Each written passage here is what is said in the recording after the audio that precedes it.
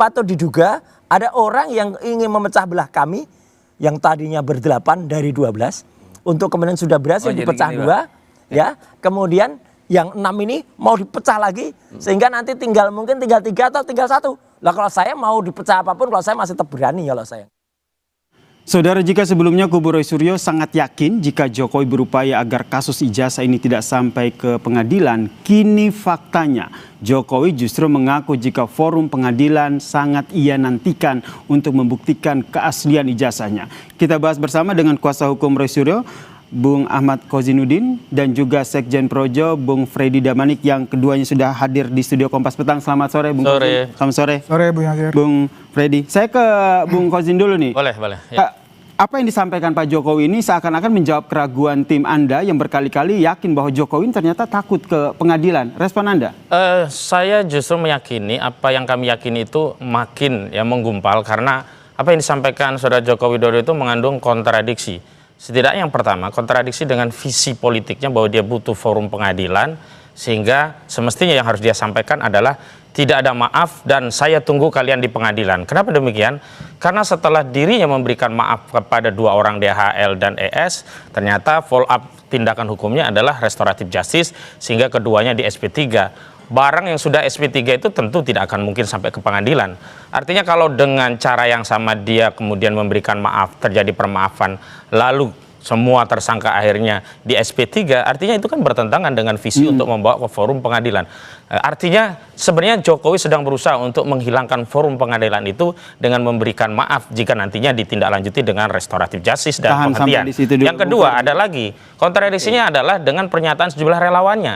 Relawannya selalu menyatakan bahwa khusus untuk 3 orang, Roy, Rismontiva, itu tiada maaf bagi ketiganya karena ketiganya menjadi sarana untuk sampai ke persidangan. Tapi tadi statementnya semua bisa atau berpotensi diberikan maaf walaupun secara hukum itu diserahkan kepada penyidik. Nah, artinya kalaupun nanti secara hukum diserahkan pada penyidik, ketika terjadi permaafan itu kemudian akhirnya juga restoratif justice semua, SP3 semua, berarti tidak ada forum pengadilan. Tapi yang perlu saya tegaskan bahwa tawaran ini sebenarnya tidak relevan. Kenapa?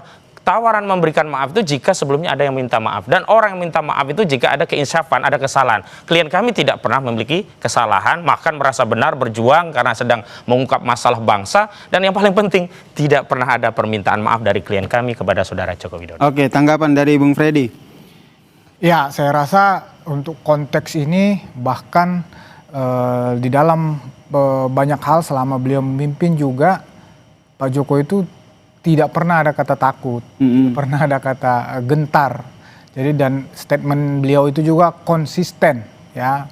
Sejak awal dia bilang dia akan tampil, akan hadir di persidangan, akan menunjukkan bukti-buktinya. Kalau maaf itu juga dia konsisten sejak awal, selalu secara pribadi akan selalu memaafkan kalau ada yang minta maaf. Tetapi tetap juga konsisten bahwa memang untuk persis yang dibilang Bung Kozinudin tadi, ya ini kan ada 2 klaster ya. Nah, klaster kedua ini sedang berproses ya sudah segera nanti akan kami percaya akan P21 dan memang tidak akan ada penyelesaian apapun itu secara baik-baik dan kekeluargaan yang akan menyelesaikan untuk restoratif justice untuk teroris. Tapi tadi Anda bilang Pak Jokowi berani untuk menyampaikan itu di pengadilan, tapi kalau kita lihat ada beberapa hal yang disampaikan oleh kubu Roy Suryo, terutama Roy Suryo, bahwa kubu mereka beberapa kali sering diteror supaya terima restoratif justice. Apakah ini seakan memang betul ada upaya supaya kasus ini tidak sampai bergulir pengadilan? Ya, pertama itu kan kata Roy Suryo. Yang kedua, kalaupun itu Kenapa kalau kata Roy Suryo Anda tidak yakin begitu? Nggak percaya, saya nggak percaya omongan Roy Suryo. Yang kedua, kalaupun itu benar, siapa yang ngomong? Apakah orang-orang yang sering tampil ya dalam hal ini membela Pak Jokowi khusus kasus ijazah palsu ini? Karena kami tahu persis ya, kami ini ya satu suara satu statement bahwa memang tidak ada RJ buat teroris ini, dan itu juga atas tentu arahan dari kami dorong Pak Jokowi dan kami sudah membicarakan itu bahwa memang tidak ada RJ untuk teroris, itu clear. Kalau masalah maafkan itu urusan pribadi. Oke. Ya, kenapa kami relawan ya?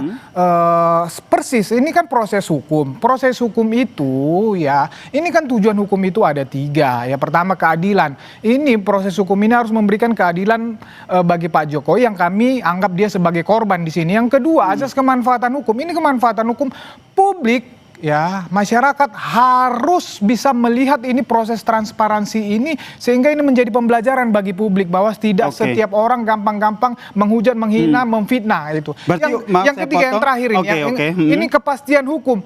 Satu-satunya yang bisa memberikan kepastian hukum dalam proses ini adalah pengadilan dan Pak Jokowi akan hadir di situ. Oke, tadi untuk teroris tidak ya seperti yang disampaikan ya. Tidak. Tapi kalau untuk teroris tidak nih kata Bung Kozin. Tapi tadi juga disampaikan bahwa sebenarnya Bung Freddy sendiri nggak percaya apa yang disampaikan oleh Roy Suryo. Ya memang itu bukan berasal dari Bung Freddy gitu loh. Itu berasal dari sejumlah orang yang selama ini menjadi bagian pembela Joko Widodo. Saya sendiri dihubungi oleh teman saya dihubungi oleh Farhad Abbas yang menawarkan mengajak saya ke Solo. Tapi saya tegaskan saya jangankan ke Solo, ketemu Farhad Abbas saja kalau membahas soal itu saya tidak mau. Tapi lagi-lagi sebenarnya kan klaim tentang keadilan, kepastian dan kemanfaat itu kan klaim sepihak dari kubu Jokowi. Faktanya adalah tidak ada keadilan, justru kezaliman. Contoh, Bambang Tri dan Gus Dur itu divonis 4 tahun dari 6 tahun tanpa ada keadilan, yakni ditunjukkan ijazah asli. Tidak ada. Sebentar, yang kedua, tadi Anda bilang bahwa Anda diajak oleh Farhad Abbas ke Solo. Ya, ajakannya dari saya tentu menafsirkan ini bagian dari strategi untuk mengajak kami agar berdamai, atau setidaknya kalau saya mengajak klien saya untuk bisa berdamai dengan kubu Jokowi. Itu masih dugaan atau memang sudah ada bukti begitu? Dan arahnya ke sana karena di beberapa forum juga demikian. Adi Darmawan juga mengajak itu, bahkan Adi Darmawan secara langsung kepada salah satu anggota tim kami begitu, memang tidak melalui kuasa hukumnya dan tidak melalui Jokowi langsung. Tentu kalau itu langsung dan ditolak kan malu. Nah, kalau dari kubu-kubu yang lain kan bisa saja dikatakan itu sebagai ya biasa gosip saja, sehingga hilanglah rasa malu karena tawarannya bertepuk sebelah tangan. Gitu. Tapi saya mau tegaskan bahwa kalau kita bicara kepastian, tentu kepastiannya itu adalah dengan menunjukkan, dan forum untuk menunjukkan itu tidak harus pengadilan. Buktinya Asrul Sani memiliki forum publik untuk menunjukkan dan perkara itu selesai. Dan kalau kita bicara tentang kemanfaatan, apa sih manfaatnya kasus ini sampai hampir setahun nunggu pengadilan yang pengadilannya tidak kunjung-kunjung datang? Kenapa kalau kita tidak bicara kemaslahatan, kemanfaatan itu adalah dengan mengambil cara yang lebih teknis dengan menunjukkan di depan publik sebagaimana yang sudah ditempuh oleh Asrul Sani dan telah terbukti itu lebih bermanfaat dan menutup kasus gitu. Nah, jadi kami makin meyakini bahwa kenapa tidak diadopsi cara Asrul Sani? Ya memang karena ijazah itu bermasalah. Semakin ditunjukkan pada publik, maka akan semakin terbongkar masalah dari ijazah tersebut. Gitu. Jadi karena ini karena tadi juga yang disampaikan bahwa ini relawan-relawan akhirnya mengajak, mendekati kubu Roy Suryo ini, kenapa akhirnya begitu? Apakah ini arahan Jokowi?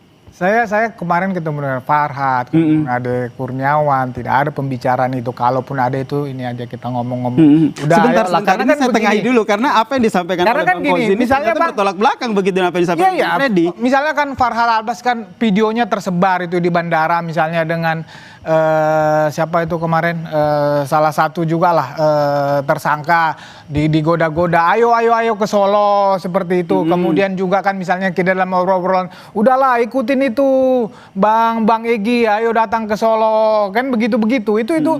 Tetapi secara prinsip bahwa relawan bahkan meminta Pak Jokowi tidak ada RJ untuk teroris ini untuk kepentingan yang 3 tadi itu. Ya, itulah makanya. Dan alasannya apa tidak untuk ketiga itu? Loh, gini loh.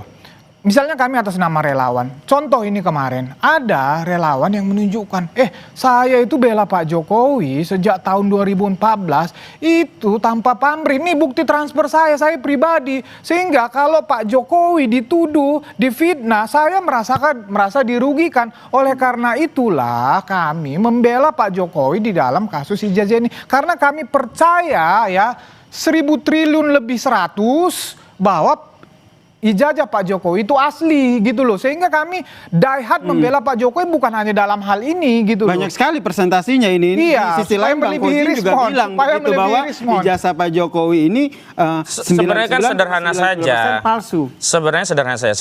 Mestinya Joko Widodo jujur saja. Dia banyak masalah sehingga ingin mengakhiri masalah ini. Kalau Apa dia ingin, masalahnya? ya misalnya diseret dalam kasus haji dan haji itu kan masalah. Belum kasus-kasus korupsi yang lain banyak yang menunjuk Joko Widodo. Nah, artinya kalau memang sudah capek ya. Kan dia yang bikin masalah, bikin laporan. Ya dia bisa bikin cabut, selesai, dia delik aduan. Tetapi sekali lagi memang dia ingin mencabut itu dengan legitimasi bahwa ijazahnya tadi menjadi asli saat dicabut. Jadi apa? Adanya perdamaian. Dia butuh legitimasi perdamaian seolah-olah ketika berdamai ada yang meminta maaf. Ketika meminta maaf seolah-olah ada pengakuan bahwa ijazah tersebut asli. Nah itu yang dia ingin dilegitimasi ijazah tersebut dengan permaafan dan perdamaian tadi. Bukan melalui putusan pengadilan. Karena dia juga tahu kalau sampai putusan pengadilan akan banyak yang dikorbankan. Saya juga UGM pasti akan dikorbankan karena nanti akan dikuliti di forum tersebut begitu. Kemudian saya juga tertarik apa yang disampaikan oleh Bung Roy Suryo begitu mengatakan bahwa ada upaya paksa orang tidak dikenal agar mereka menerima restoratif justice.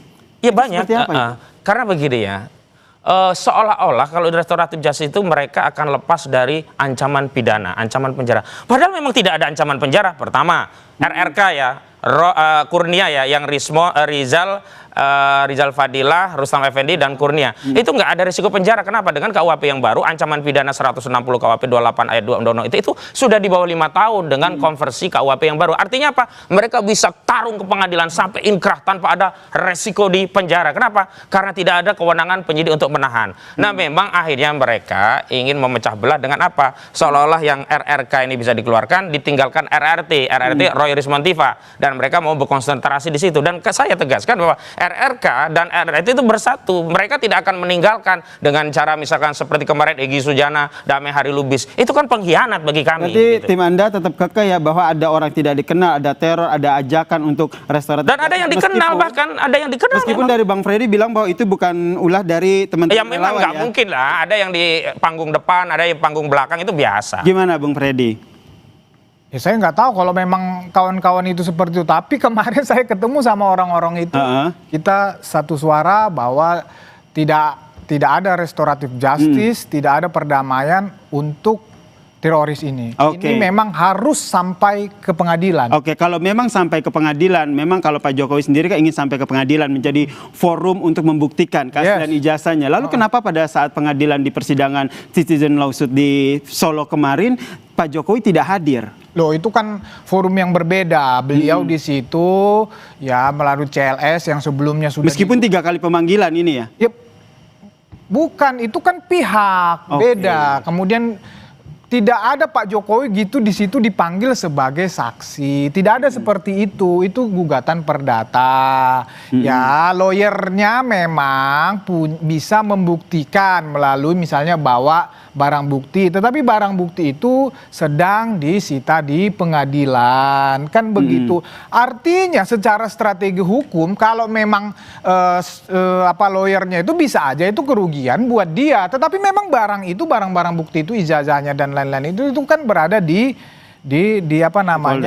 Polda, di penyidikan. Sama juga misalnya dengan waktu proses sidang KIP, kan sama prosesnya, itu barang di Polda Metro Jaya, barang bukti itu. Nah, tetapi kalau proses pidana ini Pak Jokowi itu sebagai pelapor, sebagai korban memang akan diperiksa.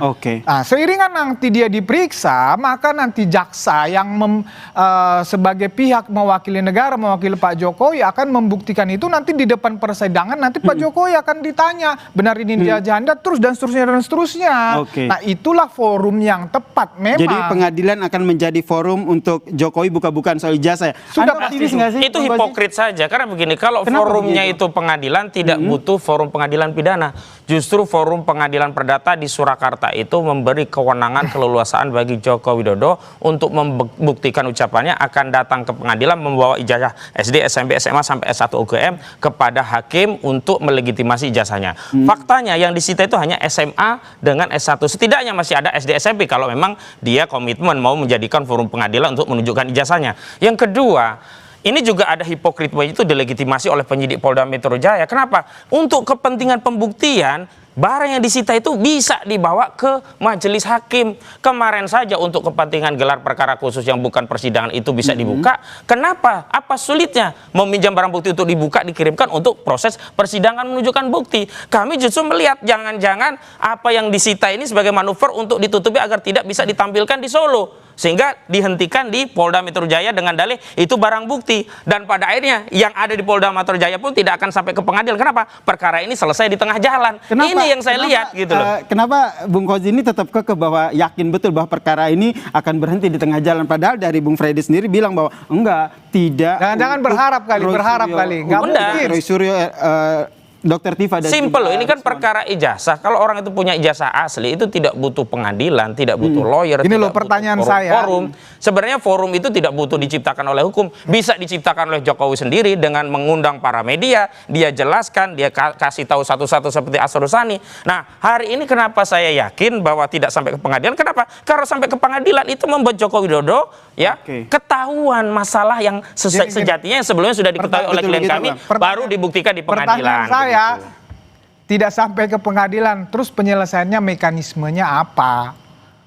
Banyak sekali. Bisa jadi ya, kalau tanpa intervensi kekuasaan, Jokowi tiba-tiba cabut, selesai. Loh. Yang kedua, kalau tidak intervensi negara, meminjam otoritas negara lewat jaksa SKPP. Kalau jaksa nggak bisa, lewat mahkamah Jaksa Agung dengan deponering. Kalau nggak bisa, nanti minjam tangan presiden dengan memberikan abolisi. Itu kan sudah menjadi wacana di mana-mana. Nah, sebenarnya kalau memang ya tidak mau membebani negara dan memang ketakutan, ya hentikan dengan gentle, jangan satu sisi seolah-olah pengen ke pengadilan, sisi yang lain tuh ngerayu-ngerayu. Ya emang udah, seperti itu ya Bung Ferdi, ada gitu. ketakutan di situ. Jadi gini, justru kami sebaliknya, justru kami mendesak, meminta penyidik untuk segera menahan teroris ini, bukan mendesak Polri untuk menghentikan perkara ini. Nah, kan menahan kan nggak membuktikan, berarti kan ada motif jahat. Harusnya mendesak membuka bukti di pengadilan, bukan menahan orang. Bukan untuk menghentikan. Nah, saya percaya 1 bulan atau 2 bulan ke depan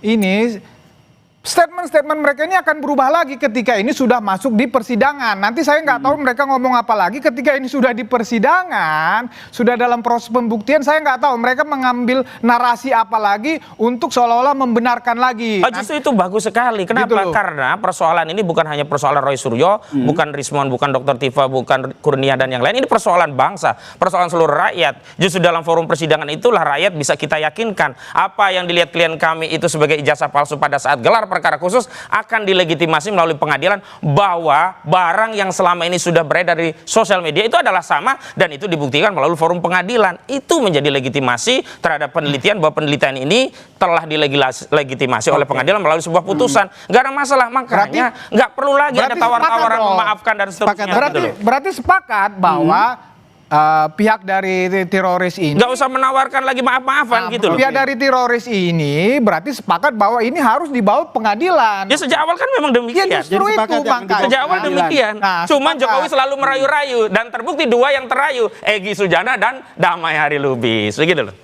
Betul, terayu. Tidak pernah ada Jokowi merayu-rayu, tanya aja itu Egy. Memang Jokowi tidak, tetapi relawannya melalui relawan Joko Widodo yang mendatangi Bogor, Egy Sujana baru dibawa ke Solo, begitu loh. Betul begitu Bang. Tidak pernah ada. Kemarin kami ketemu bahwa bukan beliau yang melakukan itu, Rejo Rahmat. Rahmat Sekjen Rejo datang ke Bogor, ngomong sama Egy Sujana, di follow up kedatangan mereka ke Solo, diceritakan kronologisnya. Ditawarin sama Farhad begitu. Ya, Farhad ke saya lewat Yasin teman saya. Nah, begitu kita tolak, katanya itu mah gimmick-gimmick saja.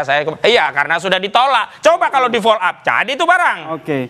Terakhir Bung Freddy, Anda pasti akan yakin bahwa dalam persidangan nanti Joko Widodo akan menunjukkan ijazahnya. Iya, kami yakin 100.000% bahwa Jokowi akan Banyak sekali. Iya, supaya jangan kalah dari Bung Rismon dan kawan-kawan ini persentasenya. Jadi memang satu-satunya jalan memang harus diputus ke pengadilan supaya ada kepastian hukum, supaya publik tercerahkan. karena Pak Jokowi di sini sangat dirugikan. Karena Supaya dia kasus ini nggak berhenti atau nggak berlanjut sampai 1 Iya, tahun ya. sebetulnya sama dengan kata Tapi itu Bung Kosidung. sepakat, tapi pernyataan ini penyesatan. Kenapa? Kalau saat di sidang pidana yang menunjukkan bukti itu bukan Jokowi lagi tapi jaksa. Kan tadi sudah Nah, saya kalau mau jelaskan menunjukkan itu. oleh Jokowi itu di sidang perdata di Kan tadi Solo. saya sudah Ditunggu jelasin di Solo begitu. begitu. Saya udah jelasin begitu melalui Oke Bang jaksa Freddy, tadi. oke Bang Ya, Kosidin, yang sama-sama. jelas apa yang disampaikan oleh Joko Widodo menyatakan bahwa pada saat persidangan ia akan menyampaikan ijazah hasilnya. Itu yang kita nantikan bersama. Iya, dan di Solo ada forumnya. Kita tunggu. Oke, Ya. kita sepakat di situ ya, Bung Ya, Kosidin. oke, Oke, saya kita sepakat di situ ya, Bung Sepakat. Freddy. Terima kasih Bung Freddy Damanik, Sekjen Projo, dan juga Ahmad Kozinuddin, Ya, sama-sama. pengacara Roy Suryo, telah bergabung bersama kami di Kompas Petang. Dan saudara, Kompas Petang akan hadir dengan informasi penting dan menarik lainnya usai jeda. Di antaranya,